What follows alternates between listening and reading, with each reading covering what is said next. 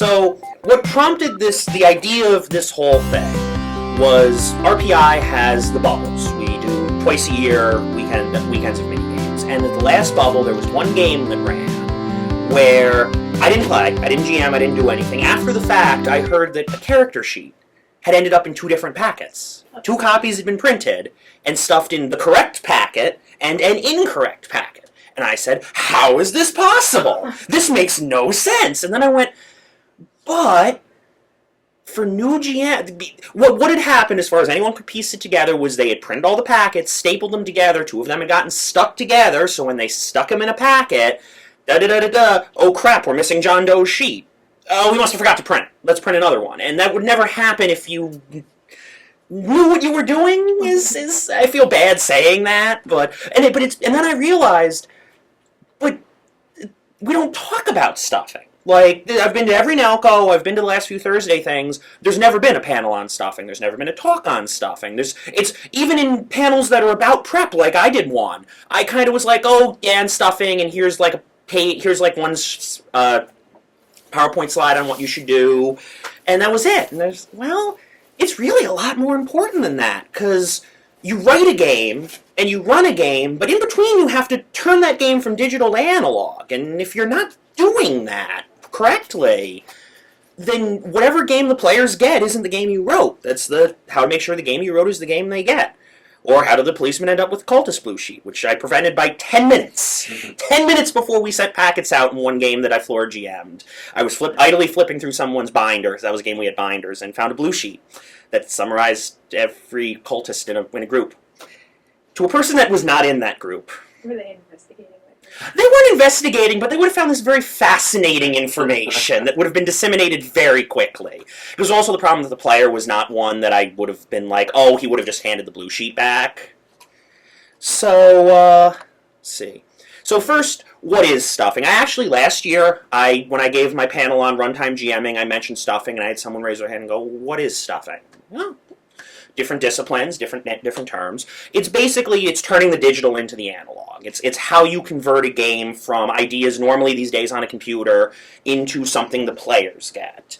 And it's not as easy as it sounds, because any new GM's like, oh, I just hit print and I throw some things in packets and I call it a day. That's easy, right? No, it's not really.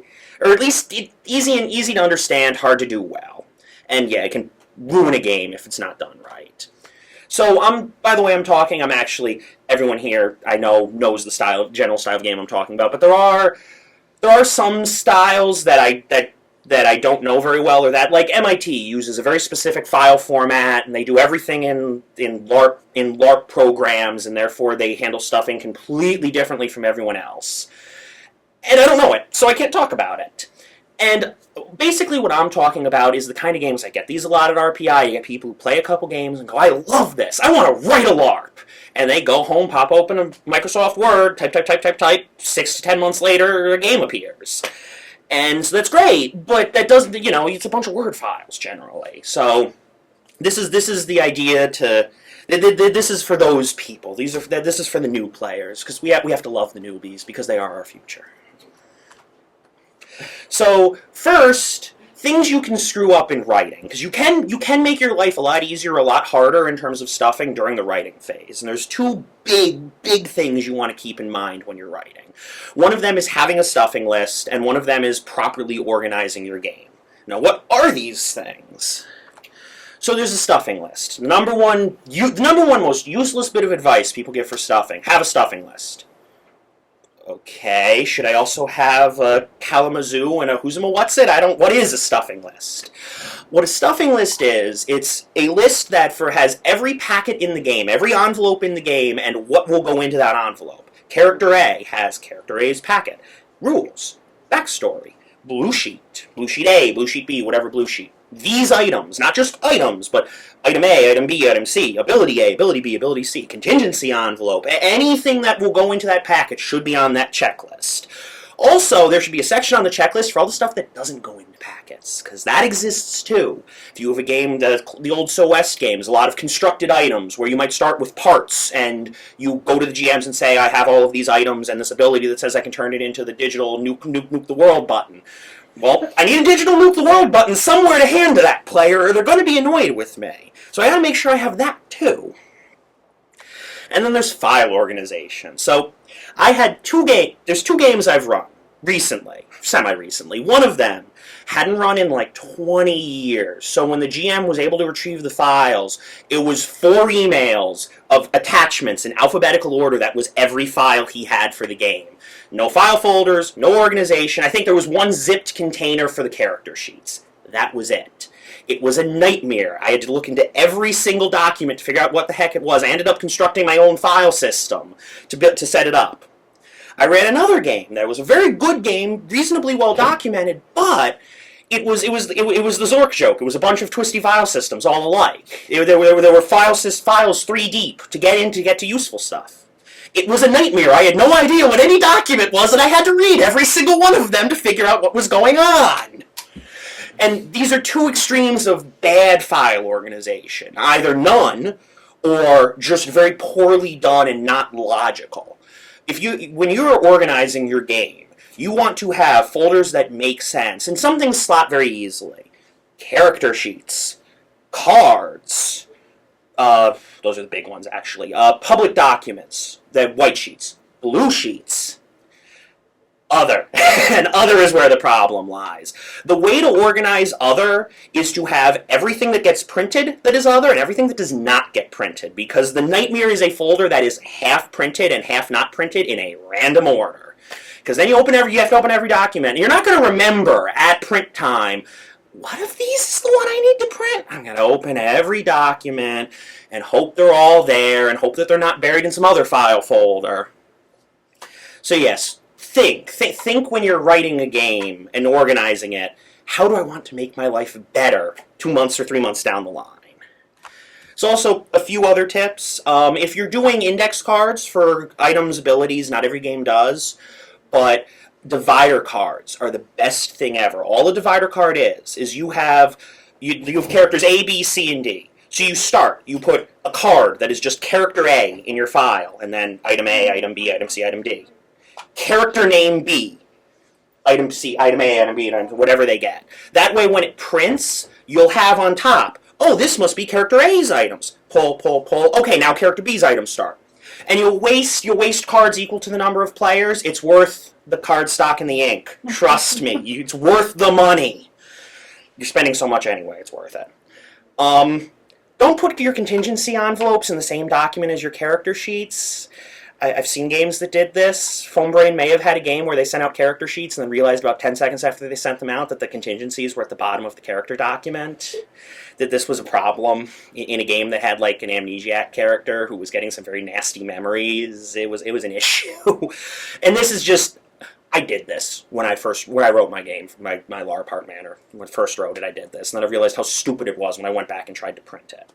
It will make your life easier if you don't do this when you're sending sheets out, like I said. Have your sheet, and this is a subtle one, have your sheets and cards print in the same order. If your sheets are alphabetized by character last name, your cards better be alphabetized by character last name, because if you've got sheets by character last name and cards by character first name alphabetized, those will not be the same thing, and you will want to take one of these piles and throw it into a wall. Your choice which. Because it is, oh god, okay, there's this. Flip, flip, flip, flip, there's their items. Abilities.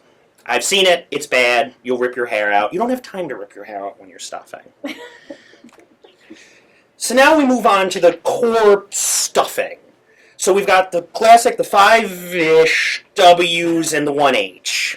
I don't deal with why here. That's a job for a psychiatrist. I got nothing with that. But all the others we'll cover. We'll cover the who, the what, the where, the when, and especially the how. So the who is going to come and help you stuff. Who is going, because you can't do it alone. I've done it. Don't do that. You will go crazy. I'm example A. For a 4-hour, you don't need as many GMs. You can actually do it with 2 if it's a really light game, you can do it with 1, but that you have to know. You have to have already stuffed the game and know how easy it is. Don't assume a game is going to be easy the first time you stuff it. But you want to have, because at a certain point, you want just another pair of hands. You want someone to be more efficient. For a weekend long, you want close to 5, if possible. 5 I've found is a good sweet spot number, because I'll get into specific jobs later, but basically it'll shake out, so you'll have people doing things that need to be done, and they will have work the whole time. And also, something to keep in mind when you're prepping for stuffing, because you're going to want to get GMs. Your GMs are going to help you stuff, obviously. You don't want to pull someone you can't pull a player. This is also a great review weekend. I find stuffing weekend is a great, okay, so we all know what's going on in the game, right? We all know about the bomb, right? So, what do you bring to stuffing? What materials do you need? And this is something for every game is different, but yellow paper is pretty much universal. White paper, universal. Blue, almost universal. Index cards, get different colors. Different games have different needs. If you have contingencies, you need envelopes for contingencies. You need badges. You need manila envelopes probably. Some games will have unique items. You'll need different colors of paper for the money in the game. We had one game we went out and we got nice fancy paper that looked like a scroll, so we could print up items that looked old-fashioned in-game documents that which was cool. It wasn't something we technically needed. We kind of found it as we were shopping and went, that'd be really neat. And it worked. So yes, make sure you go over your game to see what the oddball stuff is and how much you need. So West games, however many index cards you think you need twice as many. Because you're like, okay, I'm doing good, let me get to the widgets. That's a 700 item document. Oh dear. Tombstone, okay, we're doing good. Why are there 1,000 plus unique abilities? And this was the sort of thing a little prep work would have made our life a lot easier, as opposed to the second and sometimes third Staples runs. To avoid those, I recommend the easy-to-forget stuff. Remember, have ink, toner, whatever you're using. I use toner. I'm sure it has a good toner printer, but if you're using ink, get ink, because you're going to run out. It's law of nature. Have a stapler. That's probably the number one thing that I try to remember, because you're going to need it, and when you forget it, you kind of have to wait till you get a stapler most of the time. You can't, bypass that very easily. And you're going to want something like a Sharpie to write on the character names on packets. Dumb little detail, easy to forget. But you want to do those early generally, and we'll get to why. So sometimes we have sat around going, Stefan, can you find us a Sharpie in your house? Because we don't have one right now. And that's a 10-minute, 20-minute delay, and it's sometimes a pain. Also, index card boxes are the best things ever, especially for games like West games, where the GMs have a lot of things. They're $2 at Walmart. There's plastic boxes, yay big. They hold 500 index cards. I have 3 of them, and I wish I had twice as many. They're amazing. What? They have dividers? We don't have. We use other if it's index card, if it's white index cards, I'll stick green ones in as dividers. If I wanted to spend another 30 cents, I'd go buy some dividers. Honestly, it's one of those little things I always forget. But dividers are not a bad idea. Honestly, they're also good for storing. I've got, I think, a stack of 500 blank yellow index cards, just leftovers from various games, and they're great for storing it, because there's nothing worse than having a stack of cards and, oh, it fell over. Oh, now they're all over the place and dusty. And now I have to go spend more money because I wasted these perfectly good cards. Where are you going to stuff? This is a serious consideration problem. You need to have somewhere that can stay undisturbed for a period of time, if at all possible. You need a lot of open space, at least a couple tables. There are very good reasons for this.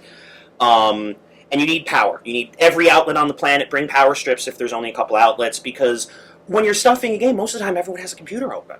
And a printer or two. And maybe other things. So you need power. And then there was stuffing in Andrew's attic where half the power outlets didn't work. We never did figure out why.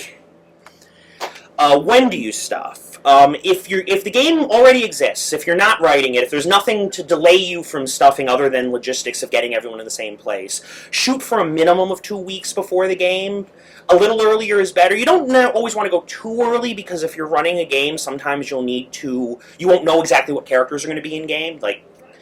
We'll get to later, sometimes you want to triage what you're printing, so there's some timing issues there. But you want to leave a couple weeks so that if, Friday night of stuffing, you get a phone, or Saturday afternoon of stuffing, you have your 2 of your 4 GMs who are helping you stuff come in and say that they're now engaged, and you have to pay them. And now I have to go buy them dinner because they're 2 of my best friends. It was nice to have some time in there to not have to. Those annoying details. Yeah, little details like that. Came in wearing a ring. I'm like, really? Now I have to take you guys out to dinner and be a good friend, and we already didn't get any stuffing done today. Priority. By the way, congratulations. It took you long enough.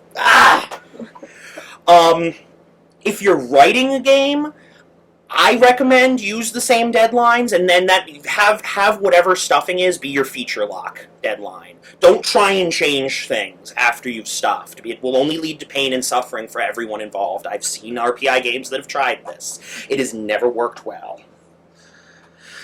And then there's the how, which is basically the rest of this talk, it's the pure logistics. My fundamental law of stuffing. Stuffing is the worst name for the action of prepping a game because it is the last thing you do.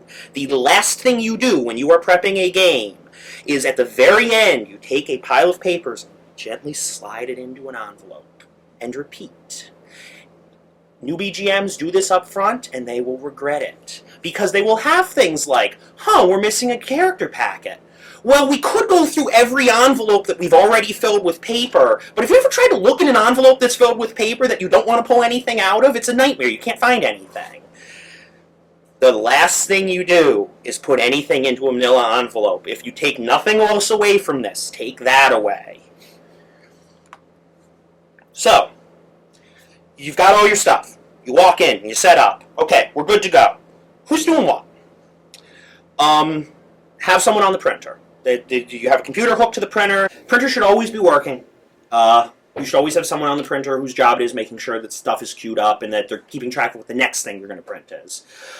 Have someone on the stapler. This is actually a full-time job, especially in a weekend. Have someone who is running a stapler. They will get tired of this. It's still important because when you... Character sheets almost always need to be stapled. Rules almost always need to be stapled. Blue sheets very often need to be stapled. Other white sheets may or may not need to be stapled. That's probably about 500 staple jobs I just discussed in there. Have someone laying out things on packets. So this is important. I believe we'll get to this later, but that's part of how you set up, that's how you do stuffing fundamentally. There's a slide on this later, so I'll wait for that. And if you're doing a weekend long, you should have 1 or 2 other people who can do kind of everything else that needs to be done.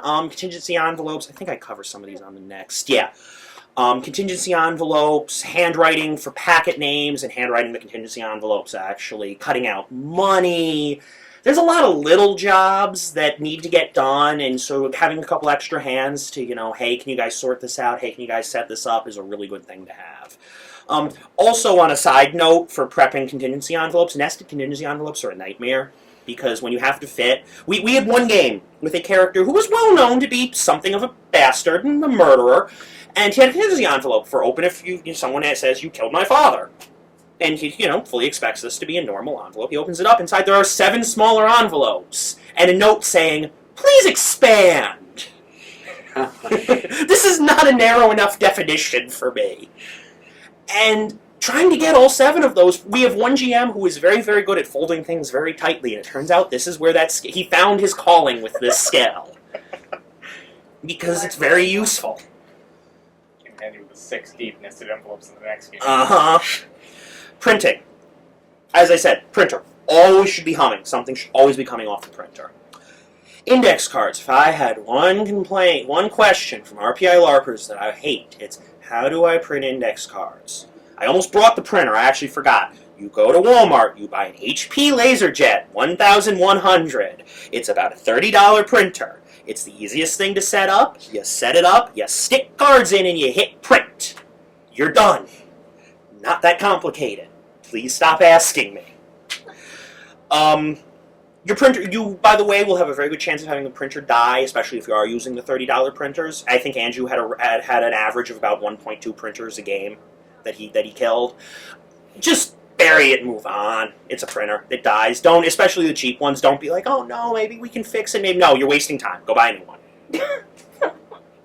If it's out of ink, it's worth the time to go put in new ink. If, like, it's making an annoying noise, or I had a printer once that the governor on the motor died, so it would slam back and forth like it was trying to commit suicide when it printed. It wasn't worth fixing. Out the door. New printer. So you get membership at Staples. Oh, I do. I have I have their ink and toner card, and I get rewards. I'm a good guy. Staples likes me. Triaging printing.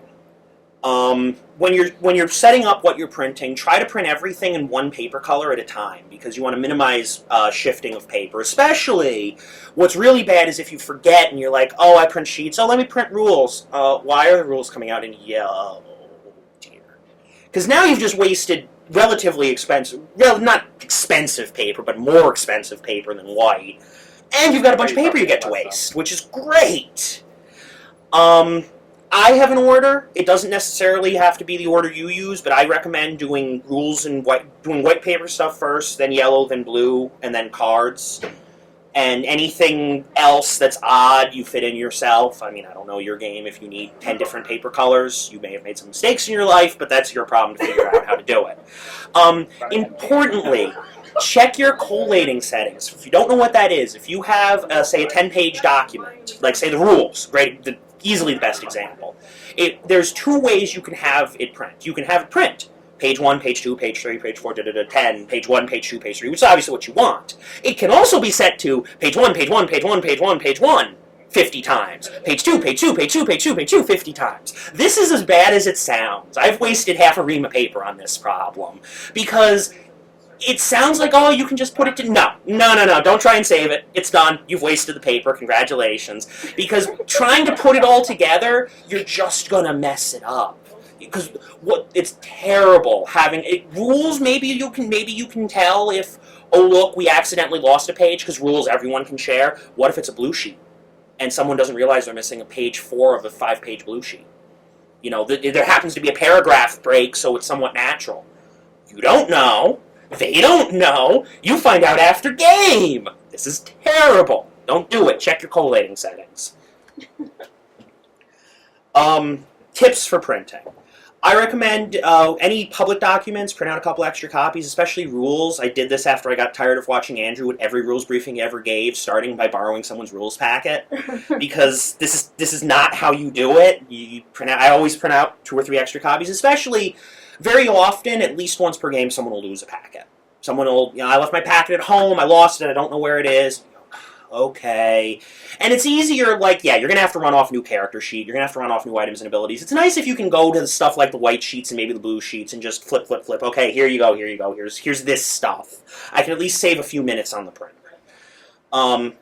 So, don't print characters you're not going to need, and print all the item and ability cards, and there's some big asterisks on those.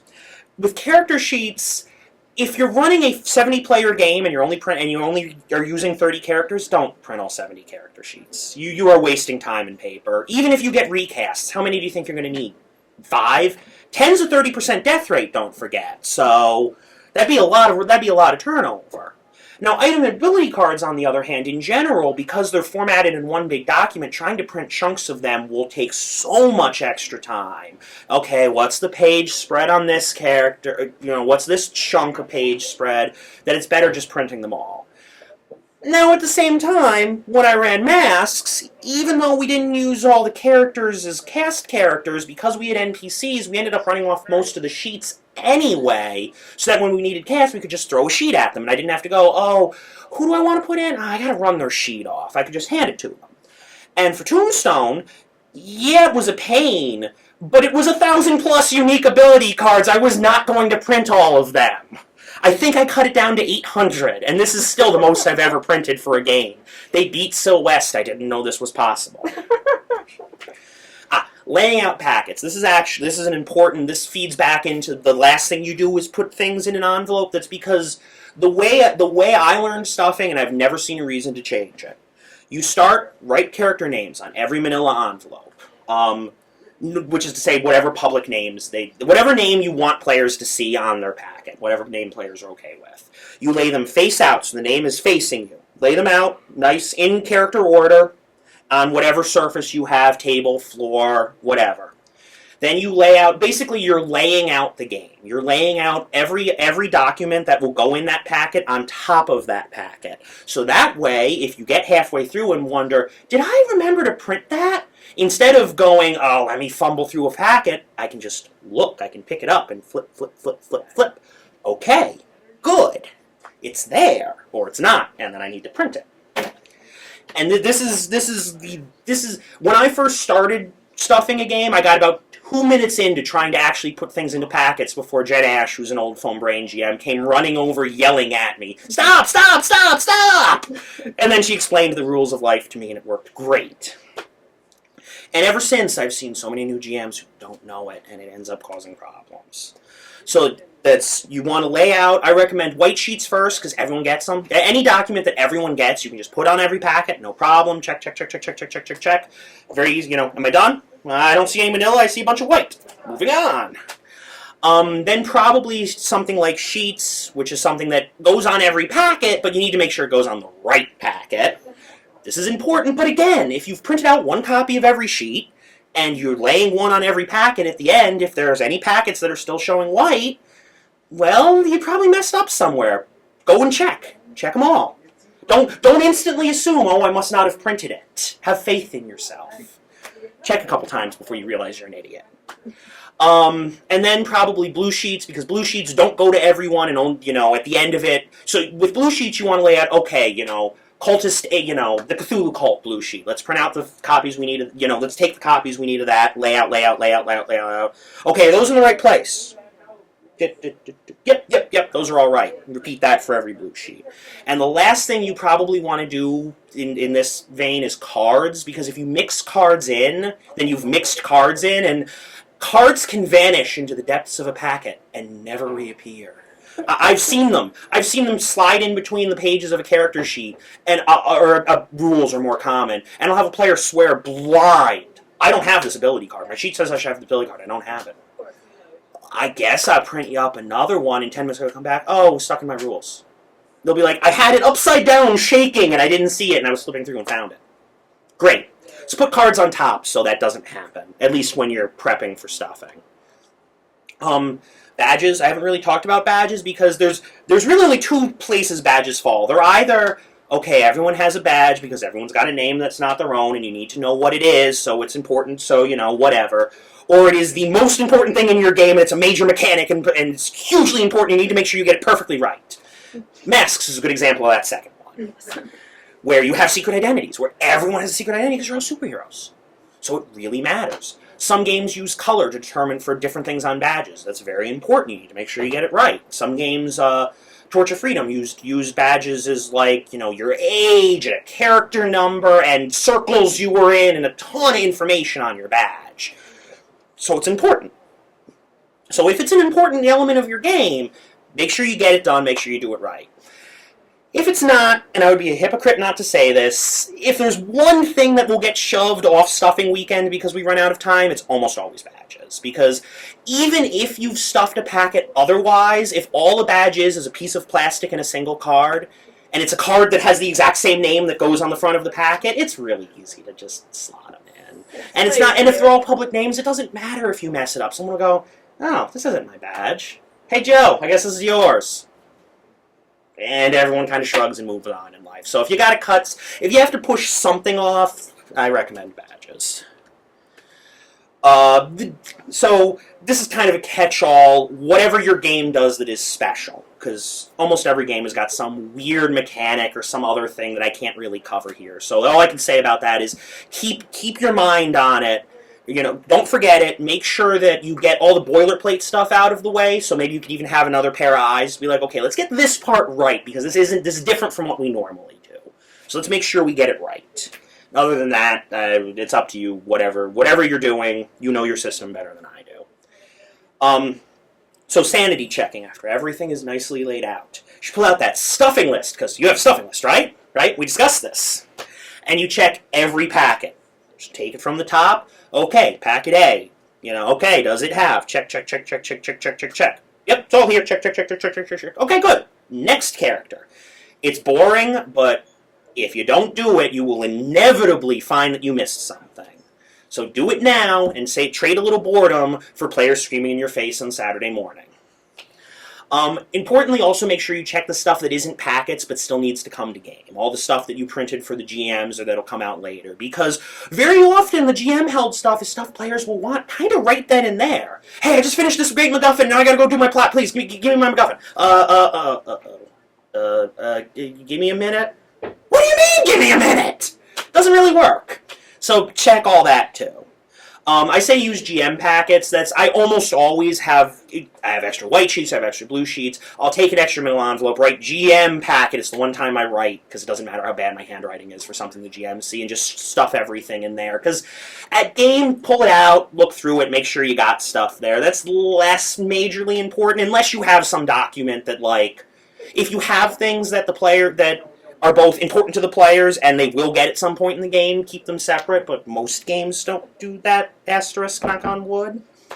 Once you've done all of these things, then, only then, do you actually stuff the packet. It's one fluid motion. But you don't seal them. Because, I normally just leave them open. You can close them and close the metal if you want, but very often the gum will stick, so I try not to do that. Because then 3 days later you'll realize you forgot to print something anyway. So if you seal them, you're just going to regret that decision. So there's not much that deals with runtime with stuffing other than you screwed up.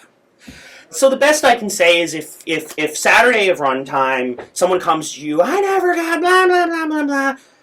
Don't panic. Let them rant normally. Normally you will not be well served by telling a player, well, it's da-da-da, because you screwed up. You did. You messed up stuffing. They kind of sort of have a right to rant a bit. And if they rant at the end of it, they'll feel better for it. And maybe you'll be a little annoyed, but if you don't want to be annoyed, you are in the wrong line of work. So, importantly, especially if someone goes a Friday night, hey, I got this. This isn't supposed to be mine. Figure out whose it is. Because if they have something extra, who is something they're not supposed to, or who doesn't have something they're supposed to have. So a little cross-referencing is a good idea here. And check with the player, just see if okay, what did, okay, what is it? Okay, that's not so bad. Crap, you got that. How much of this did you read? Oh, you didn't read it, good. And if they did? Hope they're good at not metagaming. This is why I gave this talk, is so this doesn't happen. And it's because it's almost an irreversible problem. If you get a player who doesn't know how to handle... Yeah, that's the whole point of this talk is hopefully to avoid that question. Okay. Because I don't have a good answer for it. I don't know if there is a good answer for it. From player to player, there are players that I would trust, almost trust to just, hand them extra things, and, they'd look at them and they wouldn't metagame. But not everyone can be like that, and some players will try and not be any good at it, and take different actions anyway, and so that's why avoid it. I sort of unbox games. I deal with games that aren't boxed and have to turn them into something that's useful. That's what I want to see when I unbox your games. Exactly, because you kind of... There's a process, but there's also a product, right? Yes. What are the things that we actually need to have? Yes. And I can give a lot on what I need to see when I'm opening a new game I haven't read before. I actually have a request in that case. Sure. Because I know that Neil is putting together a game bank. Mm-hmm. And... haven't been doing that for years now? Yes. And my only concern is that I would love to see at some point, and it doesn't have to be now, or at some point, to have you and a few other people get together and sort of say, okay, here are the things that we would want to see as a checklist of things for games that go in this game bank to make sure that they are runnable games. It would make my life better. I'm up for things that make my life better. Yeah, and so if you had that, then you'd be like, okay, if you're going to check something into the game bank, which of these things do you have, which do you don't? So at least, even if you don't have them all, you can sort of say on a meta level, okay, this one has these things and not these things, so what am I signing up for when I get Right. When it really comes down to it, technically speaking, I got handed 40 unsorted documents and turned them into a weekend-long LARP. This is doable.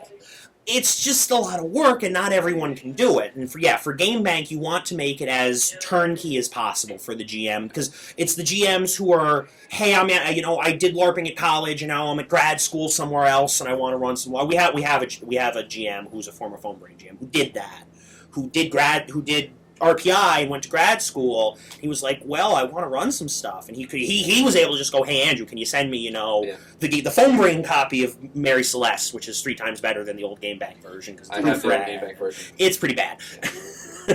Yeah, I may be able to dig around and find a slightly better version if you like. I have a couple floating around that are upgrades. Yeah, but I think it's so important, like the what you guys like, these kinds of things, like to think about the whole process. Right.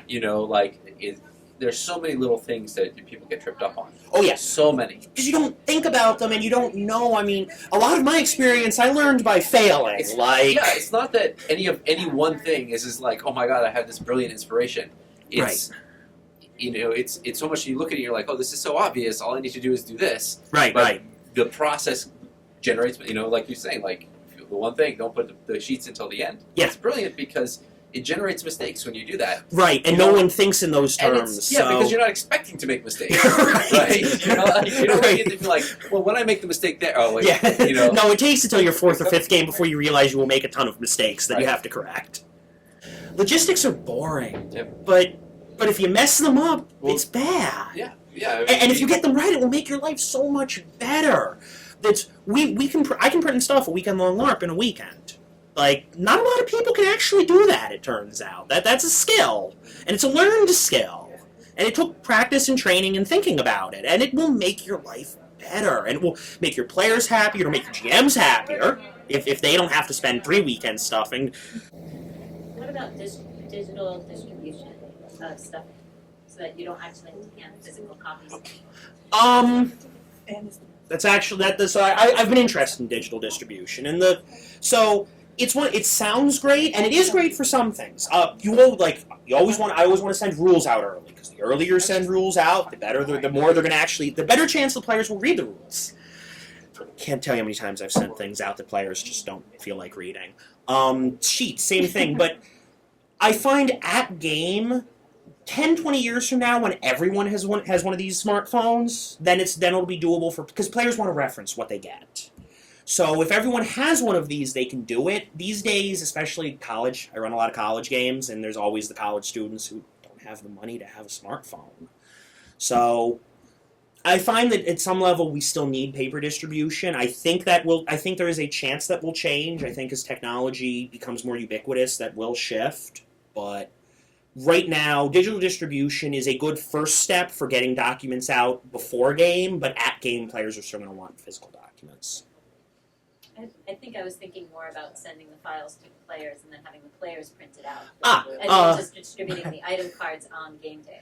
Cool idea, but it requires you to trust your players. And by trust, I mean, I don't mean that in a bad way. I mean, they'll forget, they'll print out something wrong, You also can't always guarantee that they'll always be able to format the index cards. Right, well, I mean, she did say give the cards on site, which is fair. You don't need those in advance, right? No. I have tried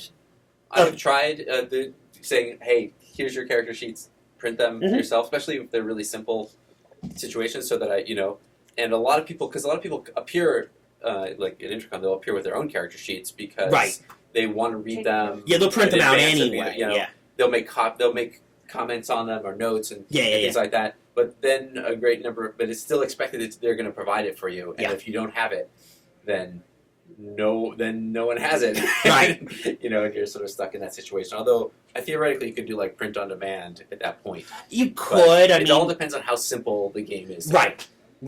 For a full weekend, that would be a nightmare because there's so many documents. For a light, like Betrothals and Betrayals, for a light 2 hour, I could see that being well within the possibility. My worst nightmare when it comes to stuffing error is not the policeman blue sheet going to the cultist. It's at Dead Dog. Dina, why didn't you ever use your blah blah blah ability? I had a blah blah blah ability? That's it!